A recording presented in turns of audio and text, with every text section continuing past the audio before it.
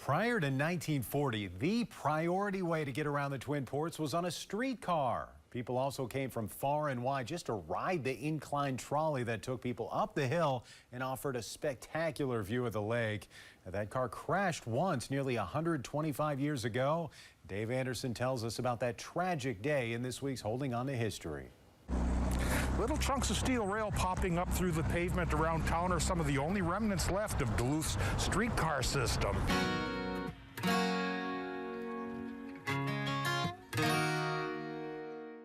Street railroads started in the Twin Ports in the 1880s.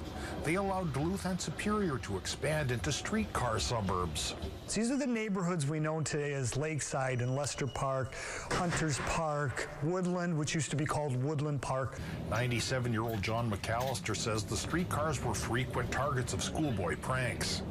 Take the trolleys out the lines so they couldn't move any farther. And the conductor would have to come out of the car, cussing a little bit, putting the things back on the track. Streetcars had a hard time with hills, which wasn't a big deal in Superior, and Duluth dealt with them with the incline at 7th Avenue West. People think of it as a tourist attraction. It was built for a very practical reason. You got to the top and you got on the Highland Line up there and went to your new home in Duluth Heights. John McAllister only rode the incline once. It was very popular, and there were a lot of Italians that lived up on that hillside there, and they took that to get back and forth to their homes.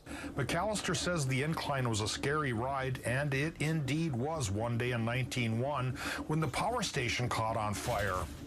And one of the cars came screaming down the hill at top speed, went right through the little depot that was for the Incline Railway waiting station, right across Superior Street into a saloon. Not a soul was injured.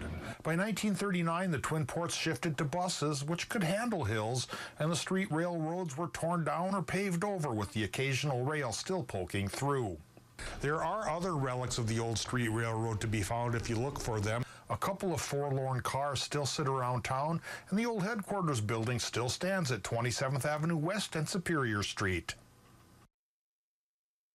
Love seeing those old pictures of the city. History author Tony Dearkins doesn't think the return of a street railroad would be viable in this day and age. He does think a new incline would be a popular tourist attraction, though.